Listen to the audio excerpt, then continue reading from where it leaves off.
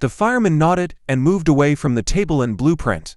The whole group followed him down the tunnel. They rounded a corner and eventually they came to a new opening built right into the side of another large tunnel. In it were several vertical pipes on the left side, and on the right was a single small pipe sticking out of the wall. 3 other men were already inside, talking to each other. The room was no bigger than a bedroom. The fireman paused and then pointed towards the horizontal pipe, sticking out of the right side of the wall. If you listen, you can hear them through that pipe.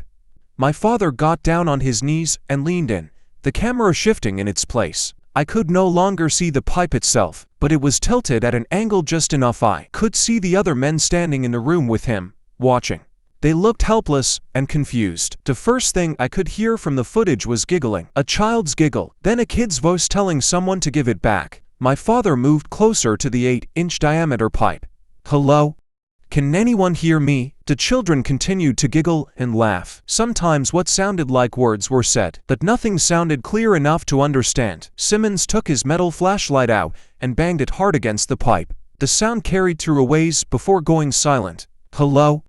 Anyone there?" Simmons yelled. One of the men in blue hats shook his head. His face was bright red as he confronted the rest of the men in the room. "Look, I get that we all can hear them in that pipe, but I am telling you none of this makes sense." My father got off his knees. "They're in there somewhere. We need to find the entrance to that room." "Where is it?" the man scoffed.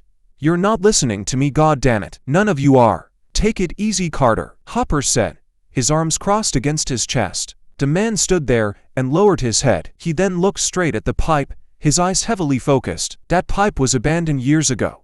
It leads to nothing, just concrete upon more and more concrete. It was originally to help with overflow, but those plans got scrapped for something else. I was here when we put it in. I am telling you, it's not connected to anything. Not other pipes, not other rooms. Not even a toddler could crawl inside it. There's nothing in there." The room fell silent. All their eyes focused on the pipe sticking out of the wall. Only the voices of the children echoed through the silent room. End of bodycam footage 1.